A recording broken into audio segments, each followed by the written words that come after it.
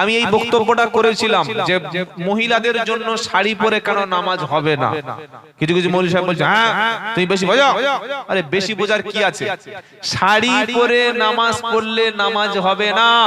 বললে কেন ভাই এ ফতোয়া দিচ্ছেন, এটা ফতোয়া না। শাড়ি যখন কোনো মা পরেন, শাড়ি পরলে শাড়ির অংশই হাত এই পর্যন্ত কি ঢাকা যায়? যায় না।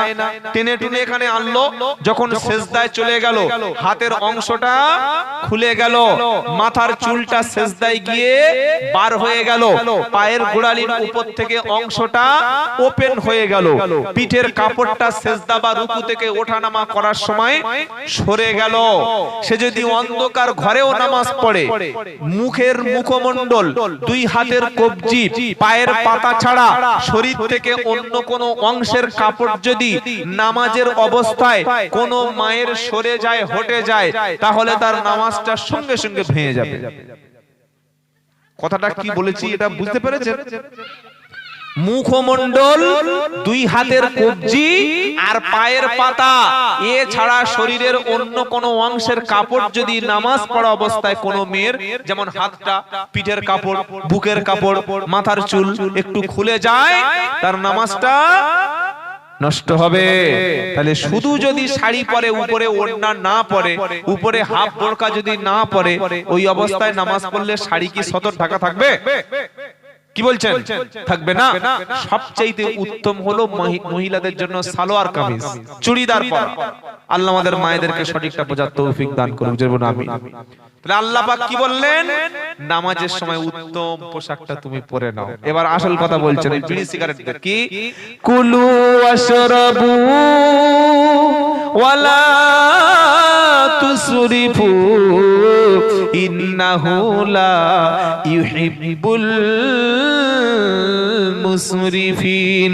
আমার আল্লাহ বলছে কুলু, খাও, ওয়াশরাবু, পান করো, যত পারো যত খাও, যত খুশি তত খাও, যত খুশি পান করো, তবে ওয়ালা তুসরিফু, তোমরা অপচয় করো না। অপচয় বোঝেন? 1 কেজি চাল লাগবে, 1.5 কেজি চাল নিল, সকালবেলা ভাতগুলো রাস্তায় ফেলে দিল, তরকারি লাগবে যা নিয়েছে ডবল নষ্ট করে দিল, বিয়ে বাড়ি 50টা লোক খাবে, 200 জনের রান্না, বাকি খাবারটা ড্রেনে নষ্ট করে দিল। আছে না নাই? জোরে বলুন। আল্লাহ বলছে যত খুশি খাও, খাও এবং পান করো, ওয়ালা তুসরিফু, অপচয় করো না, কারণ অপচয়কারীকে আমি আল্লাহ ভালোবাসি না। একবার নবী সাল্লাল্লাহু আলাইহি ওয়াসাল্লাম বাড়িতে আসলেন, এসে দেখছেন খাবারের একটা পাত্রে খাবার নষ্ট হচ্ছে। আমার নবী বললেন, আয়েশা খাবার নষ্ট হচ্ছে কেন? বলল ওটা একটু বেশি হয়ে গেছে। তো বলে খাবার নষ্ট করছে এইভাবে? তুমি কি জানো আয়েশা, যে বাড়িতে আল্লাহর দেওয়া রিজিক খাবার নষ্ট হয়, ওই বাড়িতে আল্লাহ বরকত তুলে নেয়। কি তুলে নেয়? জোরে বলুন। বরকত। আগে মায়েরা রান্নার শুরুতে যা কিছু কাজ করতো, শুরুতে বলতো বিসমিল্লাহ। বলতো কি বলতো না? বিসমিল্লাহ বলতো, এবং চাল বা তরকারি বা খাবারগুলো মেপে মেপে রান্না করতো, যেন ফেলে দিতে না হয়। আর এখনকার ডিজিটাল ভাবি সর্বনাশ। চাল শেষ হওয়ার আগে 1 বস্তা এনে দাও, ডাল শেষ হওয়ার আগে 2 কেজি বসিয়ে রাখো, চিনি শেষ হওয়ার আগে আমার কোটোটা ভরে দাও, লঙ্কার গুঁড়ো, হলুদ গুঁড়ো, যা কিছু একদম কিচেন রুমে ঢুকে দেখবেন মাল পুরো দোকানের মতো ঠাসা, আনছে আর নষ্ট করছে। বরকত আছে? এটা এক গেল। 2 নম্বর হলো, আগে মায়েরা রান্না করে তার যা, তার শাশুড়ি, তার পাশের মেয়েদেরকে একটু তরকারির বাটিটা দিত। দিত কি দিত না? হ্যাঁ বা না বলুন? দিত। এখনকার মেয়েরা যা রান্না করে শাশুড়ির পর্যন্ত দেয়। শাশুড়ি ওই শুধু ভাত নিয়ে, আলু আর ডাল নিয়ে, ছেলের বউ বলছে সালাম মরো, এবার বুড়ো হয়েছে, মরো না, তোমার না খাইয়ে মারো। এরকম করে কি করে না?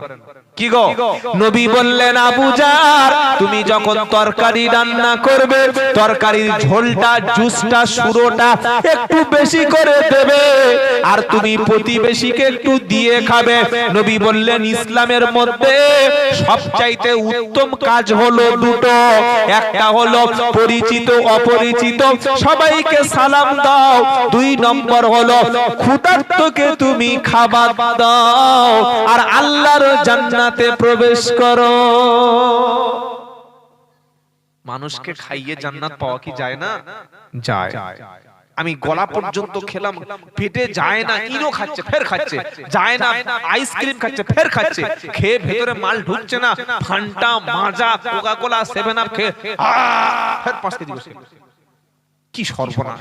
মেয়ের বাপ বিয়ে বাড়িতে দাওয়াত করেছে, 50টা লোকের আইটেম, 100 লোক চলে এসেছে। আছে কি আছে না? কত বড় হারাম কর, পাকা হারাম কর, জীবনে কারো বাড়ি খেয়ে অভ্যাস না। 50টা লোক দাওয়াত করেছে, 55 জন হলে তবু একটা মেনে নেওয়া যায়। এই বাবা হয় কি হয় না?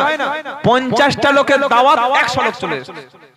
ছাগল গরু কুকুর শিয়াল শুয়োর গাধা সব ঢুকে প্যান্ডেলে চলে এসেছে। এইবার খাওয়া কি, এক একটা লোক 10 পিস 12 পিস রসগোল্লা 15 পিস মাছ আর গোশত দিয়েছে, দাঁত ভেঙে পড়ে দাঁত পেটে চলে গেছে, তাও আমার খাওয়া নেই, খেয়ে যাচ্ছে। এটা খাওয়া? খেয়ে যাওয়ার সময় লুঙ্গিটা ঢিলে করে বলছে এরকম খাওয়া দায় রান্না ঠিক হয়নি, গোশত মেরে জানো মুখ একদম তুবড়ে দি হারাম হারাম। খাওয়ার সময় 20 পিস গোশত একা খেয়ে নিয়ে বাইরে নিন্দা করছে। এ লোক আছে না নাই? আল্লাহর নবী যখন খাবার খেতেন তিনি খাবার 3টে ভাগ করতেন, একটা পেটে থাকতো খাবার, একটা থাকতো পানি, আরেকটা থাকতো ফাঁকা। এই রকম খাবার খেলে তার শরীরে কোনো চর্বি জমবে না, হার্ট অ্যাটাক হবে না, তার ভুঁড়িটা বাড়বে না। আর ভুঁড়ি আছে যেখানে অশান্তি আছে সেখানে। কি গো গরমের সময় কি জ্বালা, কি কষ্ট ভুঁড়ি নিয়ে। কোন নবী কিন্তু ভুঁড়িওয়ালা ছিল না, সুবহানাল্লাহ বললেন। ডাক্তার বলেছে প্রত্যেকদিন সকালবেলা 5 কিলোমিটার করে জগিং করবি, ছুটবি, লাফাবি, ছাদের উপর থেকে দরকার নিচে লাফ মেরে পড়বি ভুঁড়ি কমানোর জন্য। কি বুঝলেন? আর আল্লাহর নবী যে ব্যায়াম দিয়েছে, যে ফর্মুলা দিয়েছে, ওটা মানলে ইনশাআল্লাহ ভুঁড়ি হবে না। সুবহানাল্লাহ বলবেন না? বলে দেব। আল্লাহর নবী প্রত্যেক মাসে 3টি করে রোজা করতেন, জোরে বলুন সুবহানাল্লাহ। 3টি করে রোজা যদি কোনো বান্দা করে ও সারা মাস সারা বছর নফল রোজা করার সওয়াব পাবে, জোরে বলুন সুবহানাল্লাহ। 2 নম্বর আমল ছিল নবী সকালবেলা খাবার খেতেন বেশি, দুপুর বেলা খেতেন ঠিক মোটামুটি, আর রাতের বেলা খাবার খেতেন কম। এটাই হচ্ছে সায়েন্টিফিক কারণ। সকালের খাবার বেশি, রাতে খাবারটা একটু, দুপুরের খাবারটা বেশি, আর রাতের খাবারটা হবে হালকা খাবার। আল্লাহ পাক তাই বলেছে কুলু ওয়াশরাবু ওয়ালা তুসরিফু ইন্নাহু লা ইউহিব্বুল মুসরিফিন।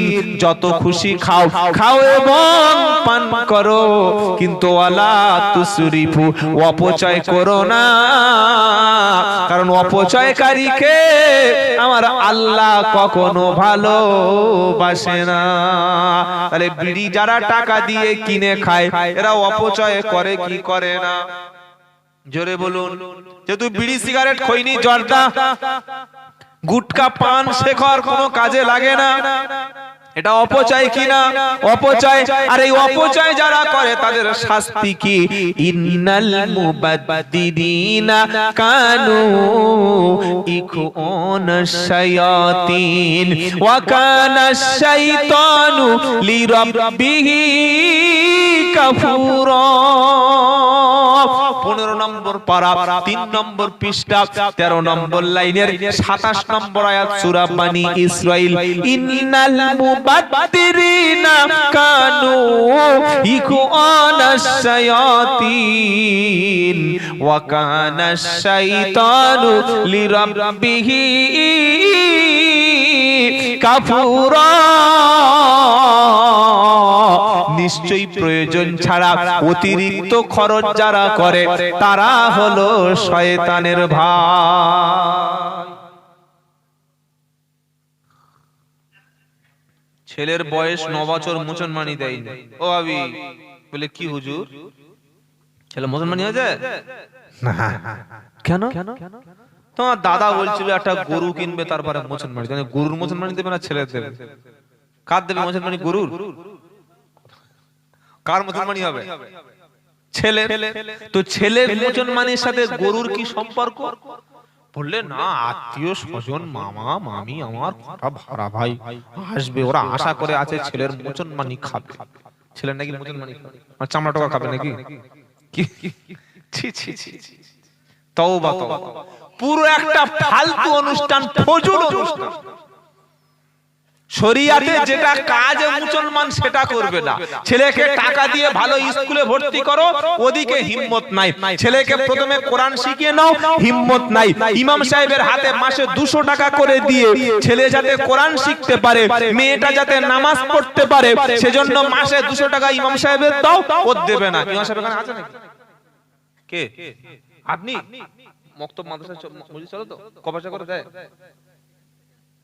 না? না, মক্তবে ছেলের পয়সা দেয়? হ্যাঁ, ও সামান্য ফ্রি। মক্তব মানে ফ্রি। এটা শুধু এখানকার আহ্বান করছি না, তামাম ভারতবর্ষের অবস্থা এই। ছেলেকে ইংলিশ মিডিয়ামে দিয়েছে, মায়ের ড্রেসটা কি প্রত্যেকদিন যেন স্যারের সঙ্গে যেন ডেটিং এ যাচ্ছে। হাই হিল জুতো পরে, গলায় সোনার চেন পরে, ঠোঁটে লিপস্টিক দিয়ে, মাথার চুলটা ভাঁজ করে, স্মার্টফোনটা এরকম হাতে নিয়ে, নেল পলিশ দিয়ে, good morning sir, good morning sir, good morning sir. আমার ছেলে ভালো ক্লাস করেছে, কি মিষ্টি মিষ্টি কথা। আর স্বামী বলছে এই দেখো ওই জামাটা একটু ইয়ে করে দিও, প্রত্যেকদিন তোমার জামা দিতে। স্যারের সঙ্গে ভদ্র ভাষায় কথা বললো, গুড মর্নিং স্যার, আমার বাচ্চাটা ভালো পড়ছে তো স্যার। আর স্বামীর সঙ্গে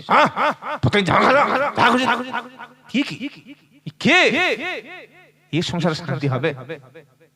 ছেলেকে ইংলিশ মিডিয়ামে পড়ালে মাসে দিলে 1000 টাকা, মেয়ে সায়েন্স পড়ে মাসে 1500 টাকা। মেয়েকে দিয়েছো ড্যান্সের স্কুলে। কিসের স্কুলে? জোরে বলো। ড্যান্সের স্কুলে। মেয়ে ড্যান্স শিখে 6 মাস কোর্স, 5000 টাকা অগ্রিম দিতে হয়েছে, 2000 টাকা। মেয়ে যখন ড্যান্স শিখে এসে পাড়ার ফাংশনে ড্যান্স করবে, মেয়ের বাপের মায়ের কবরের আযাব বন্ধ হবে। জোরে বলুন সুবহানাল্লাহ, বলুন সুবহানাল্লাহ। কে বললো? কে বললো? আর দড়ি দেবেন নিয়ে এসো, সুবহানাল্লাহ। আমার এলাকায় আছে মেয়েদের ডান্স শেখাচ্ছে, আল্লাহর কসম মুসলমান অবাক হয়ে যাবে। ভাই মেয়েটা কোরআন শরীফ, কোরআন শরীফ শিখে ভাই পরে হবে, ডান্সটা আগে হবে। কবরে গেছে মেয়ের বাপ, বললে ওঠ। ও মনে করেছে দাড়ি আছে, টুপি আছে, পাঞ্জাবি আছে। ফেরেশতা বলল ওঠ। বললে কি? বললে লুঙ্গি ডান্স হবে। বলে কেন আল্লাহ? বললে তোমার মেয়ে দুনিয়াতে ডান্স করে জমিন কাঁপাচ্ছে, এবার ফেরেশতারা কবরটা কাঁপিয়ে দেবে কিয়ামতের দিন। এই মেয়েটা ডান্স করে, এই মেয়েটা গান করে, এই মেয়েটা ছেলেদেরকে নাচিয়ে লক্ষ লক্ষ জেনার পাপ করেছে। এই মেয়েটা যখন কিয়ামতের দিন আল্লাহর সামনে বিচার হলো, আল্লাহ বলল তুমি হারাম কাজ করেছো কেন? মাথায় কাপড় দাওনি কেন? বুকের ওড়নাটা খুলে রেখেছিলে কেন? ভালো হট ড্রেস পরে পাড়ার ছেলেদের রাতের ঘুম কেড়েছিলে কেন? মেয়েটা বললে হা করে তাকিয়ে আছে, আল্লাহ মাথার কাপড় ফেললে পাপ হয়, চেহারা দেখালে পাপ হয়, ডান্স করলে পাপ হয়। এগুলো তো পাপ কোনোদিন বলেনি, মা কোনোদিন বলেনি। আল্লাহ যদি জানতাম এগুলো পাপ, এগুলো জাহান্নামের কাজ, আমি কোনোদিন এমন পাপের কাজ কখনো করতো না। এবার মেয়েটা আল্লাহর কাছে বাপের বিরুদ্ধে মামলা করবে। সেটা বলবো? বলতে বললে বলবো, অপারেশন করতে বললে কাটবো, কি বলবো? পারা নাম্বার 24, পৃষ্ঠা নাম্বার 19, লাইন নাম্বার 1, আয়াত নাম্বার 29, সূরার নাম হামিম সাজদা। এটা বলার পরে বিশ্বাস যদি না হয় তাহলে আর ওয়াজে কাজ হবে না। অকালাল্লাযীনা কাফারু রব্বানা আরিনাল লাদাইনি আদাল্লানা মিনাল জিন্নি ওয়াল ইনস নাজআলহুমা তাহতা আকদামিনা লিয়াকুনা মিনাল আসফালিন। সেদিন জাহান্নামীরা আল্লাহর কাছে বলবে, রব্বানা, ও আমার আল্লাহ, আরিনাল লাদাইনি আদাল্লানা, কারা গোমরাহ করেছে, কারা জেনার কাছে উৎসাহ করেছে, কারা ডান্স করার জন্য সুযোগ করে দিয়েছে, কারা পরপুরুষের রাতের ঘুম নষ্ট করেছে, হাজার হাজার ছেলেকে জেনার পাপে নামিয়েছে, কারা আমাকে বাধা দিল না, আমি বেপরদায় বুক খুলে ঘুরতাম, পিঠের কাপড়টা সরিয়ে রাখতাম, হট ড্রেস পরেছিলাম, ছেলেদের সঙ্গে নোংরামি করেছে, আমি নামাজ জানতাম না, আমি কোরআন পড়তাম না, আমাকে নামাজ এবং কোরআন, ইসলাম, আল্লাহর হুকুম জানতে দেয়নি কারা? মানুষ এবং জিনদের মধ্য থেকে দেখিয়ে দাও। আল্লাহ বলবে, দেখবি? বলে, আল্লাহ দাও দাও, মালগুলো দাও দাও, ধরবো আগে। এই তোর বাবা সেই দেখ দেখ দেখ তোর বাবা, ওই তোর মা আসছে, ওদের জিজ্ঞাসা কর। ছুটে গিয়ে বাপের মুখ, তখন তার জামা নাই, কি কিয়ামতের দিন জামা আছে, ড্রেস আছে, বাপের গলা ধরে টেনে এনে মাটিতে হিঁচড়ে ফেলে লাঠি মার, আমার মেয়ের একদম পা দিয়ে মারিয়ে চেপটে করে সব জাহান্নামে চলে। বলে, হুজুর বড্ড বাড়াবাড়ি হয়ে যাচ্ছে না এই কথাগুলো? কোরআনে লেখা আছে, রব্বানা আরিনাল লাদাইনি। ইমাম সাহেব বসে আছে, জিজ্ঞাসা করে, রব্বানা আরিনাল লাদাইনি আদাল্লানা, ও আল্লাহ, কারা নামাজ পড়তে বলেনি, পর্দা করতে বলেনি, হালাল খাদ্য খেতে বলেনি, গান শুনতে নিষেধ করেনি, অন্য ছেলেদের নিয়ে পার্কে গিয়ে বসে থাকতাম মানা করতো না, টিউশনি যাওয়ার নাম করে আমি খারাপ কাজ করতাম, আমি বেটা ছেলে ছিলাম, আমার মসজিদে বাপ ডেকে নিয়ে যায়নি, বন্ধুদের পাল্লায় পড়ে মদের বোতল ধরেছিলাম, গাঁজা খেয়েছিলাম, মানুষ খুন করতাম, অন্যায় করতাম, আমার বাপ মা নিষেধ করেনি, কারা আমাকে মানা করে? দেখিয়ে দাও। আল্লাহ বলবে, দেখিয়ে দিলে কি করবি? ওই যে নাজআলহুমা তাহতা আকদামিনা লিয়াকুনা মিনাল আসফালিন, পায়ের তলায় ফেলে পিষে সবকটা জাহান্নামে চলে যাবে। এবার বুঝুন, এবার আপনি বুঝুন, মেয়েকে ছেলেকে কি বানাবে?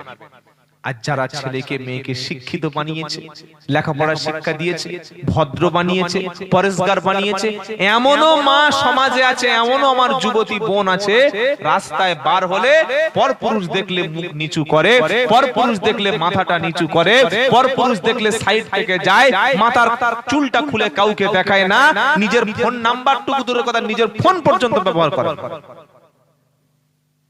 আর কিছু কিছু জলসায় দেখে শুধু ফোন নাম্বার বিতরণ হচ্ছে, তাই নেই, প্রয়োজন থাকলে ফোন করবি, না থাকলে এমনি এমনি করবি, করার প্রয়োজন না থাকলে তাও করবি। বলছে আমার বউ আছে, বললে বউ আছে কি, আমার সঙ্গে টাইম পাস করছি।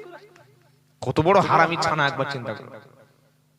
নবীর হাদিস, কিয়ামতের পূর্বে একটা পুরুষের পিছনে 50টা জুড়বে। কটা? জোরে বলো। একটা পুরুষের পিছনে 50টা নারী ঘুরবে। বলে, হুজুর কই আমাদের তো ঘরে না? ঘরে না? কলকাতায় গিয়েছেন পার্ক স্ট্রিটে, যেদিন এই 25শে ডিসেম্বর ছিল, বড়দিন, গিয়েছেন কোনদিন? কথা বলে না। একটা পুরুষ 8টা 10টা 15টা গার্লফ্রেন্ড নিয়ে ঘুরছে। চলে যাবে নিকো পার্কে, কলকাতায় প্রিন্সেপ ঘাটে চলে যাবেন, খালি দেখে আসবেন আপনার আর আপনার স্ত্রীর কি মধ্যে কি মহব্বত, কি মিল হয়, দেখলে চোখ হ্যাং হয়ে যাবে। কি হচ্ছে রে শালা, সংসার তো এখানেই হচ্ছে, খালি বাচ্চাটা হয় না, বাকি সব হচ্ছে। কি বলছি বুঝতে পারছেন না? এটা নবীর হাদিস। রাস্তাঘাটে কুকুর বিড়ালের মতো জেনা করে, জলসায় তো জেনা হচ্ছে এখন, আপনাদের জলসা হয়তো হয় না। 24 পরগনা, উত্তর 24, দক্ষিণ 24 পরগনা, নদিয়া, পশ্চিম মেদিনীপুর, এই জেলাগুলিতে জলসায় জেনা হয়। এই জলসাগুলিতে, জেলাগুলিতে জলসায় জেনা হয়। জলসায় জেনা কি বলছেন? দেখে এসে আমি আব্দুল্লাহ জুবায়ের বলছি, একটা ছেলে একটা মেয়ের হাত ধরে যদি বাঁশ বাগানে গিয়ে গল্প করে, তো ওখানে গিয়ে দুজনে উজু করে নামাজ পড়বে, তাই তো? একটা ছেলে জলসায় মেয়েটার ফুসকা খাওয়ানোর নাম করে যদি কলা বাগানের দিকে নেমে যায়, তোরা গিয়ে দুজনে আয়াতুল কুরসি পড়বে? কমিটি বলছে মেলা বসবো, ছেলে মেয়েরা আসবে, একটু ঘুরবে, সব কটার গ্যারেজে ঘুরবে কে? সব কটার ঘুরবে। আর কিছু কিছু বাপ আছে, ছেলেদেরও শাসন করে না, মেয়েটার শাসন করে না। আরে আমার ছেলে আমি শাসন করব না, স্কুলে তো আর ছেলে মেয়েদের শাসন হবে না, হবে? ও তো চাবুক, সরকার অনেক আগে ছেলেদের স্যারদের চাবুক কেড়ে নিয়েছে, স্কুলে চাবুক কেড়ে নিয়েছে। এক সপ্তাহ আগে আমাদের হাওড়ার কোন একটা জেলায় স্কুলের মধ্যে স্যার আর ম্যাডাম স্কুলেই ধরা পড়েছে, দেখেন নাই খবরে, ভাইরাল হয়েছে।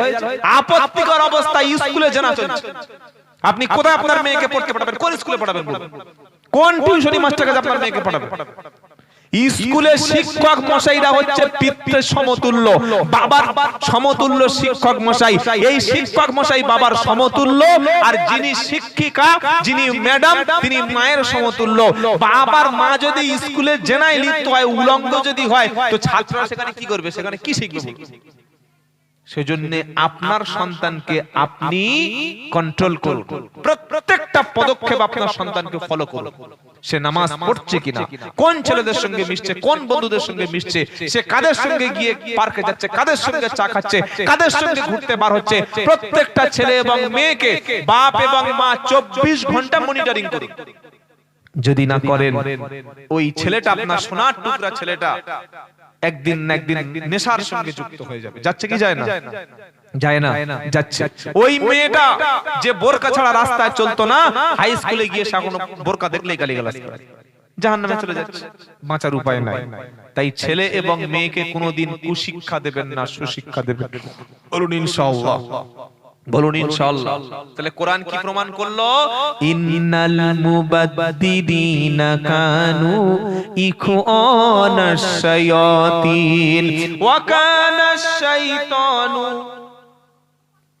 লিরাব্বিহি কাফুরা। নিশ্চয়ই প্রয়োজন ছাড়া অতিরিক্ত খরচ যারা করে তারা হলো শয়তানের ভাই। তাহলে জাহান্নামের পিতা এবং মাতা বলে দিয়েছি কারা? বলেছি না বলি নাই? জোরে বলুন। এবার জান্নাতি পিতা মাতা কারা বলবো? সকলে বলুন ইনশাআল্লাহ। জান্নাতি পিতা মাতা হলো তারা ফজরের সময় বাপ ঘুম থেকে উঠেছে, মা ঘুম থেকে উঠেছে, মসজিদে আজান হলো, আসসালাতু খায়রুম মিনান নাউম। আজান যখন হয়ে গেল, বাপ মা যখন ঘুম থেকে উঠে গেল, বাপ ছুটে চলে গেল মসজিদে, 2 রাকাত সুন্নাত পড়লো, 2 রাকাত ফরজ নামাজ পড়ে এইবার বাপ মসজিদে কোরআন শরীফ নিয়ে পড়তে শুরু করলো, সূরা রহমান, সূরা মুলক, সূরা ওয়াকিয়া শুরু করলো। আর মা এদিকে বাড়ি থেকে ফজরের সময় ঘুম থেকে উঠে 2 রাকাত সুন্নাত, 2 রাকাত নামাজ পড়ে এবার সেলফ থেকে, তাক থেকে কোরআন মাজিদ পড়ে নিল। এবার মা বসে কিবলার দিকে মুখ করে বলছে, আউযু বিল্লাহি মিনাশ শাইতানির রাজিম, বিসমিল্লাহির রহমানির রহিম। শুনছেন আপনারা? ঘুমাচ্ছেন নাকি? এবার মা পড়তে শুরু করেছে, ইয়াসিন ওয়াল কুরআনিল হাকীম ইন্নাকা লামিনাল মুরসালিন আলা সিরাতিম মুস্তাকিম তানজিলাল আজিজির রহিম লিতুনদিরা কওমান মা উনদিরা আবাউহুম ফাহুম গাফিলুন লাকাদ হাক্কাল কওলু আলা আকসারিহিম ফাহুম লা ইউমিনুন। জোরে বলবেন না সুবহানাল্লাহ? গল্প শোনাচ্ছি নাকি? কোরআন একটা অক্ষর পড়লে সঙ্গে সঙ্গে 10 নেকি। জোরে বলুন সুবহানাল্লাহ। শুনলেও নেকি আছে না নাই? পড়লে নেকি, শুনলে নেকি, পড়লে নেকি, শুনলে নেকি, দেখলে নেকি হয়।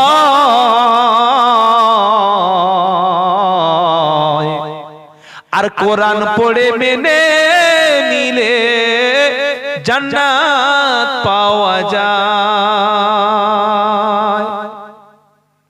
বলুন বলুন, জোরে বলুন। এখন বলার দরকার নাই, সকাল 9টার দিকে একবার বলবেন। জোরে বলুন সুবহানাল্লাহ। কি গো, এত সুন্দর কথা শুনতে ভালো লাগে না? পড়লেন কি শুনলেন কি, পড়লেন কি শুনলেন কি, দেখলেন কি হয়, আর কোরআন পড়ে মেনে নিলে জান্নাত পাওয়া যায়। জোরে হবে না? জোরে হবে না?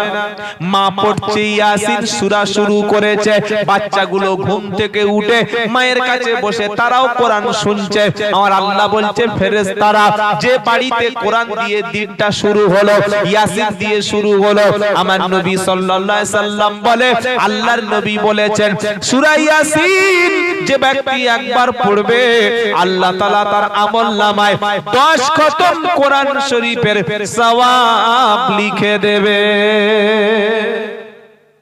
কখন চুরে বলো, আপনার আব্বা মারা যাচ্ছে, আপনার শ্বশুর মারা যাচ্ছে, এত বড় রসগোল্লা নলেন গুড়ের বাবা আওয়াজ খাও, সে লোকটা মরছে কোথায়, কানের কাছে একটু কলেমা পড় বসে বসে, তার একটু কাছে গিয়ে আল্লাহর কালাম থেকে কিছু পড়ে ফু দে, রসগোল্লা খা, ছাগল কথা।